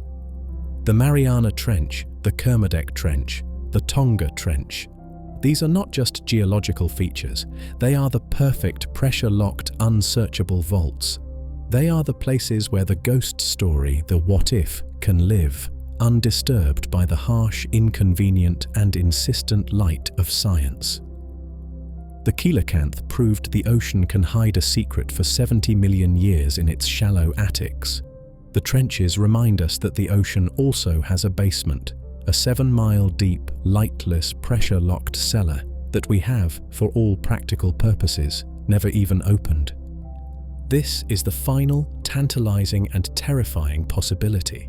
The ghost may not be gone, it may simply be home. But in the end, this is all it is, a possibility. A compelling, chilling, and wonderful story whispered in the dark. We are creatures of the surface, of the light, and we must eventually return to the evidence that the light provides. And the evidence, in its own way, has a silence that is just as profound and just as final as the darkness of the trench itself. And so, we must return to that evidence, or rather, to the profound, overwhelming, and continuous silence of it. The story of the living coelacanth is a brilliant, true, and tantalizing exception. But it is, in the end, the exception that proves the rule. The coelacanth was lost to science, but it was not lost to the world. It was still being caught, seen, and known by local fishermen in Africa and Indonesia, who had their own names for it. It was hiding only from the formal ledgers of Western science. The Megalodon, however, is a different kind of ghost. It is a creature whose existence could not be a quiet, local secret. A 60-foot, 50-ton apex predator, even one adapted to the deep, would still leave a mark. It would still occasionally interact with the vast, interconnected global ocean. Yet, in the 3 million years since it vanished from the fossil record, there has not been a single credible physical piece of evidence to suggest its survival. Not one. The teeth we find, those millions of perfect hand-sized blades, are the bedrock of the story. But every single one, when dated, is a fossil. They are stone, mineralized, their organic matter long gone. We have never found a modern, fresh megalodon tooth, not in the nets of deep-sea trawlers, not embedded in the carcass of a modern whale, not washed ashore on any beach. The tooth rain, that vast 20-million-year-long shower, stopped. The carcasses of its prey, the great whales, are another silent testament. We find the ancient fossilized bones of Pliocene whales, scarred with the unmistakable, serrated bite marks of the giant shark. But on the tens of thousands of modern whale carcasses that have been studied, whales that have died from orca attacks, ship strikes, or natural causes, we have never found a single unambiguous bite mark from a predator of that scale and serration. The tyrant's signature is absent from the modern world. And what of the creature itself? A 60-foot shark, even a deep-water, cold-adapted one, would still eventually die. Its colossal body would come to rest on the seafloor. While its cartilage would decay, its immense vertebrae, hardened and calcified, would resist, as would its teeth. The deep sea, though vast, is not infinite. Our deep-sea submersibles, our oil drilling explorations, our scientific dredging operations. In all their probing of the darkness, they have never brought up a single modern bone, a single recent tooth of a creature of this description. The silence is absolute. The bloop sound, once a tantalizing candidate for an immense, unknown organic creature, was eventually, with high probability, identified as the sound of a vast ice quake in Antarctica. The groan of a dying glacier, not a living monster. The conclusion, in the bright, cold, and often unromantic light of this persistent, overwhelming silence, is almost inescapable. The ghost is a ghost. The king is truly dead. The Megalodon did not adapt. It did not retreat to the trenches. It did not find a new way. It was a creature perfected for a world that no longer exists. It was a victim, not of a sudden catastrophe, but of a slow, grinding, irreversible change in the planetary climate. Its story is not one of hidden, present-day terror, but one of a real, profound, and truly tragic extinction. This silence of the evidence is not a failure of our imagination.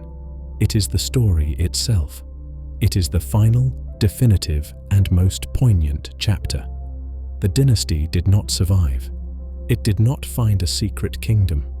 It simply ended. It faded away, its last lonely heartbeat stopping in a cold, empty Pliocene sea. And this, perhaps, is the most important and most relevant lesson of all. The story of Megalodon is not a monster hunt. It is a parable about the fragility of dominance and the sheer unstoppable power of planetary change. It is the story of an empire's end. So the king is dead. The silence of the evidence is definitive, a quiet, cold, and final verdict written across 3 million years of geological time. The ghost in the deep, the tantalizing "what if," fades away, replaced by the more profound and perhaps more tragic reality of a true and total extinction. The reign of Otodus Megalodon is over. And the story of its ending, of how this 20-million-year dynasty collapsed, is perhaps the most important and most chilling lesson the great shark can teach us. It is a story that resonates perhaps more deeply in our own modern time than any tale of a surviving monster ever could. The great creatures of the past, the empires that fell, often vanished in flames. The dinosaurs, in their prime, were struck from the sky by a rock that burned their world and plunged it into darkness. Their end was a sudden, violent, cinematic catastrophe. It was an external, random act of cosmic violence. But the Megalodon was not struck down. It was not felled by a single, sudden blow. There was no asteroid, no supervolcano, no epic final battle against a greater foe. The empire of the great shark was dismantled slowly, quietly, and methodically from the inside out. It was a victim, not of violence, but of change. It was undone by a slow, creeping, and utterly indifferent shift in the fundamental operating system of the planet. A single, distant geological event, the slow, patient, million-year rise of the Isthmus of Panama, closed a doorway. And this simple act, this minor redrawing of the map, set in motion a cascade of consequences that the most powerful predator on Earth could not fight, could not adapt to, and could not survive. The ocean currents rerouted. The planet's thermostat changed. The world grew cold. The shallow, warm water nurseries, the cradles of the dynasty, dried up as the sea level fell. And the food, the great, slow whales, adapted to the new, cold world, evolving, migrating, and vanishing from the kingdom, leaving the king to starve. This is a different kind of extinction story. It is a quiet, slow-motion tragedy. It is the story of a creature perfected, a machine honed to an impossible edge, for a world that, quite simply, ceased to exist. Its very perfection was its doom. Its specialization, the source of its 20-million-year success, became its evolutionary straitjacket, a trap from which it could not escape when the rules of the world changed. It was an empire that died not of war, but of a changing climate.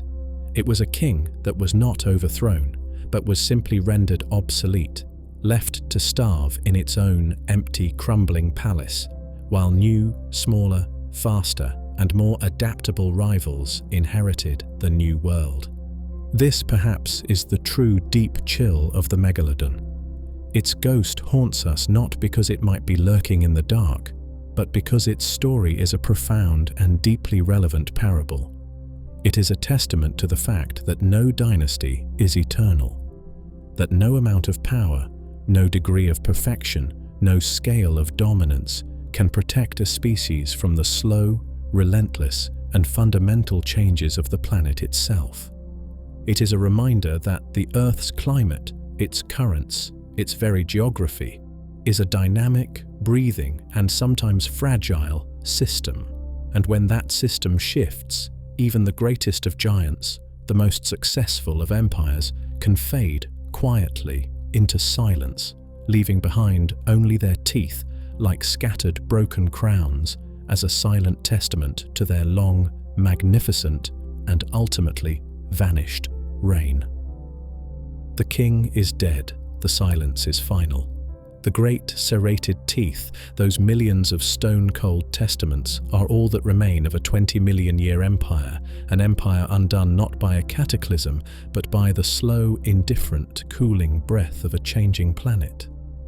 The story of the Megalodon, the last true oceanic giant, is, in the end, an elegy.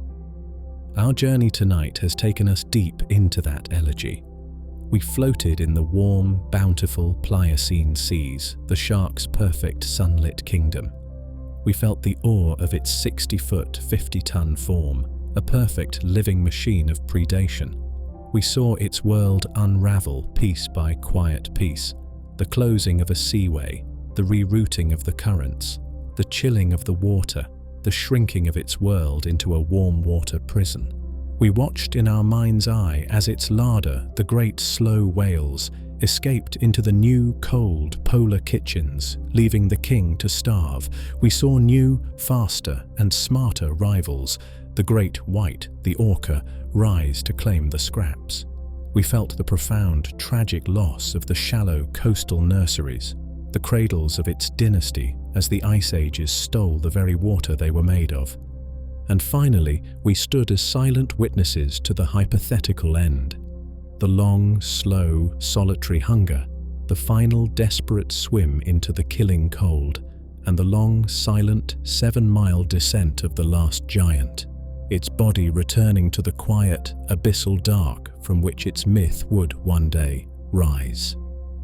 This is a story of a power so vast it seemed eternal, and a fragility so profound it seems, in retrospect, inevitable. The Megalodon, in its passing, leaves us with a deep, quiet sense of awe, a meditation on the sheer, indifferent scale of geological time and the relentless, unstoppable nature of planetary change. Let that sense of scale, that deep, oceanic quiet, be your anchor now. The story is told. The ghost of the great shark has returned to its deep Pliocene past. The anxiety of its hunt, the what-if of its survival, all dissolves, leaving only the profound, calm and empty silence of the abyss. There is nothing left to fear, nothing left to wonder. The empire is gone. The king is at rest, buried beneath 3 million years of accumulated silent time. Allow that silence, the vast, cold, deep ocean floor silence, to merge with the quiet of your room. Let the immensity of that lost 20 million year reign diminish the sharp, fleeting worries of your own day. The ocean is quiet. The giant sleeps its final geological sleep, and now you too can find your rest. Let the deep, slow, ancient currents carry you softly, gently into the vast, peaceful and welcoming dark. Rest now. Good night.